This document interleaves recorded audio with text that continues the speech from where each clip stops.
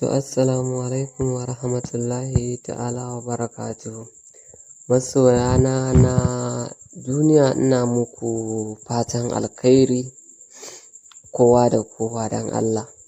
Ina godiya wannan bidiyon na yi shi ne sabida miƙa godiya a gare ku, musamman a YouTube channel ɗina. Kun bani gudunmuwa ta yadda ya kamata. Dan Allah a taimaka mun, na san ba zan zama wani ba sai da ku masoyana. Sabida haka ci gaba da mun subscribers da sharing da liking da comment. Dan Allah a taimake ni a YouTube channel ɗina mai suna Adamsi MK Fulani Official TV. Dan Allah a taimaka ai subscribers ɗina. Ina muku fatan alkhairi, ina godiya masoyana. Na gode da abin da kuka mun.